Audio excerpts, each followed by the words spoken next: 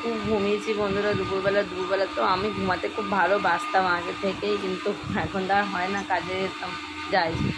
তো ঘুম থেকে উঠে সোনু চলে এসছে পড়ে, ও আবার যাবে 8টা থেকে।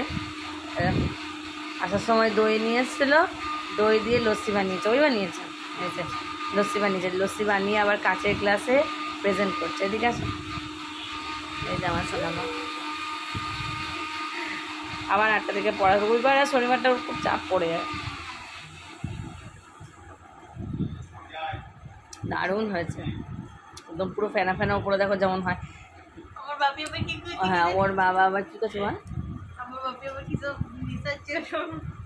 মানে ওর তৈরি করাটার মধ্যে আবার কিসব গোলাপ জল ফোলাপ জল কিসব দিচ্ছে না বাবা, আমাদেরগুলো শোনো সাইড করে নিয়েছে, বলছে আমাদেরগুলো দিয়ে দাও, আমাকে টেস্ট করতে ডাকছে।